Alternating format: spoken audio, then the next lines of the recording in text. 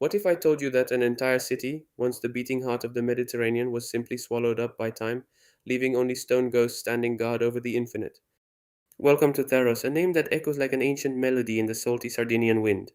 Here, on a strip of land jutting boldly toward the horizon, the thousand-year history of an incredible city unfolds, a true jewel nestled in the Sinis Peninsula. It is not just an archaeological site, it is a portal, a journey through the centuries that will lead you from its deepest roots to a silence that still today makes the soul tremble. Get ready, because we are about to explore a tale of prosperity, war, resistance, and an abandonment so sudden it almost seems like a whisper of fate. Imagine a landscape where the intense blue of the sea merges with that of the sky, and in the middle, almost suspended, emerges a peninsula with a wild and unmistakable profile. It was here that, over 3,000 years ago, the Phoenicians, masters of the sea and fearless merchants, saw an opportunity. It was no coincidence that they chose this place. Its strategic position, almost a natural bridge between the African coast, the Iberian Peninsula, and Italy, made it an ideal landing place. Thus, on the ruins of a pre existing Nuragic settlement, Tharros was born, a city that quickly became a crossroads, a meeting point between sky and sea, where sea routes converged like rivers in an estuary. It wasn't just a port, it was a living organism, a pulsating heart beating to the incessant rhythm of the waves and the sails. Its Phoenician origins, dating back to around the 8th century BC, shaped it as a vibrant emporium, a commercial center whose resonance extended far beyond the Sardinian shores. Imagine this port not as we know it today, but as a stage teeming with life, where the air was filled with the smell of salt, wet wood, and exotic spices. Ships with sturdy keels loaded to the brim with precious metals, perhaps the lead and silver in which Sardinia was rich, and the finest fabrics, took turns non-stop. They weren't just goods, they were stories, cultures, and knowledge that landed here from distant lands, only to be redistributed throughout the Mediterranean. The Phoenicians, with their unparalleled mercantile skill, transformed Tharos into a melting pot of trade. Not only metals and fabrics, but also ceramics, jewels, oil, wine, and even slaves passed through its docks. The noise of merchants bargaining, the rustle of sails being lowered, the sailors' calls in the most disparate languages created a frenetic atmosphere of exchange and life.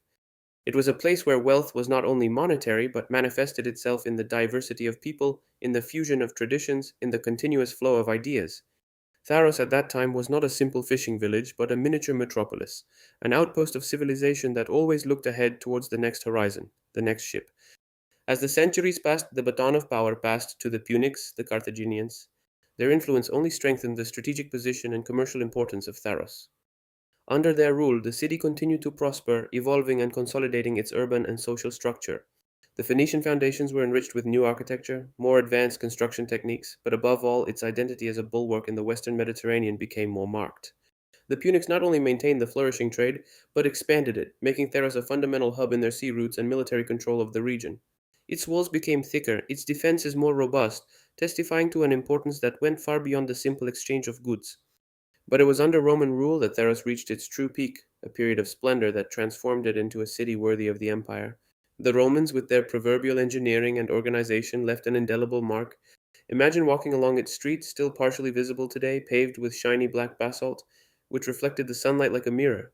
They were not simple alleys, but pulsating arteries, routes for carts and pedestrians that connected the neighborhoods, the houses, the markets. The remains of imposing temples adorned the city skyline, their columns rising majestically towards the infinite blue of the water and sky, a symbol of Roman power and faith. They were not just places of worship, they were architectural statements, monuments to the greatness of an empire that knew how to leave its mark. And then the luxurious Roman baths, the thermal baths. These were not simply places of hygiene, but social centers, meeting places, and relaxation, where citizens gathered to discuss politics, conduct business, or simply enjoy a moment of idleness among the steam and warm waters. Fountains gurgled, statues adorned courtyards, and efficient aqueducts ensured a constant flow of water, no small luxury in that era. Every stone, every column, every tile of Roman terrace told the story of a refined urbanization, of a complex social organization, of a standard of living that approached that of the great imperial cities. The city was no longer just a port, it was a true provincial metropolis, a center of Roman civilization which, though far from Rome, replicated its magnificence and efficiency. It was a testament to the empire's ability to transform an outpost into a thriving cultural and economic center. Daily life in Tharis was intense, a melting pot of activities and crafts. Imagine sailors, their skin hardened by the sun and salt, setting out at dawn to face the open sea, braving sudden storms and fierce winds with the hope of returning laden with fish or new goods. They were rough men, accustomed to hard work, but also guardians of stories and legends of distant journeys. And then the merchants, astute businessmen who in the crowded squares negotiated deals, exchanged goods, discussed prices with a passion and determination that knew no interruption.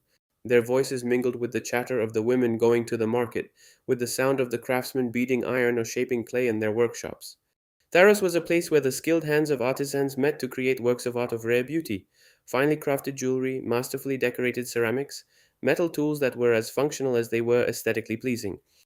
Every object produced here carried with it the story of its creator and the land that saw it born. The city was not only a commercial and artisan center, it was also a strategic outpost of vital importance. Its position on the peninsula made it a natural fortress, a privileged observation point over the sea, capable of spotting enemy or friendly ships well in advance. For centuries, Tharros was a crossroads of peoples and cultures, a place where Phoenicians, Punics, Romans, and then Byzantines coexisted, clashed and merged, each leaving their own indelible mark. The city withstood immense challenges, not only the relentless forces of nature, but also the enemy raids, sieges, and wars that have marked the history of the Mediterranean. It was a resilient city, capable of rising from its ashes, of rebuilding after every destruction, of adapting to every new ruler, always maintaining its essence as a bulwark between land and sea. Yet even the most resilient cities have their fate. For Tharros, centuries of splendor and resistance began to crumble under the weight of a persistent and increasingly pressing threat: the Saracen incursions. From the 7th century AD and for centuries thereafter, the coasts of Sardinia were constantly plagued by seaborne attacks by North African tribes. These were not simple raids, but brutal invasions, aimed at destabilization, plunder, and conquest. The city, though fortified, was in an extremely exposed position. The walls, which had so long protected its inhabitants, could no longer contain the wave of violence that periodically struck. Life became unbearable. The constant raids, kidnappings, destruction of crops and homes, and disruption of trade undermined the very foundations of the community. Fear became a constant companion, and the hope of a stable future vanished. The population began to decline, exhausted by war and poverty. The port, once bustling with life, grew silent, the docks deserted. Merchants withdrew, ships no longer dared to dock, the surrounding fields lay fallow. It was a painful decision, but an inevitable one.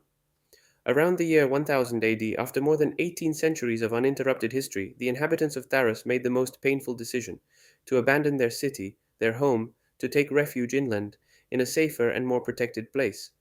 They founded Oristano, moving the center of power and life there. Tharros was left to its fate. The houses, the temples, the baths, the streets, everything that had been built with so much sweat and ingenuity was slowly but inexorably reclaimed by nature. The salt wind became its only inhabitant, the sea its silent guardian. Today, what remains of Tharros is a desert of spectacular yet melancholic ruins. The collapsed walls, the fragments of broken columns, the foundations of the houses that still outline the perimeter of the streets seem like sleeping giants, intent on contemplating the horizon. They still seem to be there, waiting, gazing out at the endless blue sea, as if waiting for the return of those ships that will never return. Every stone whispers stories of brave sailors, of cunning merchants, of powerful emperors, of a glorious era that once was, and which now exists only in the breath of the wind and in the memories of those who, like us, stopped to listen. It is a silent warning about the transience of every empire, about the unstoppable force of time, but also about the capacity of history to leave indelible marks, capable of still speaking to us after millennia. If this story of a lost city has fascinated you, don't miss our next journey into the hidden wonders of history.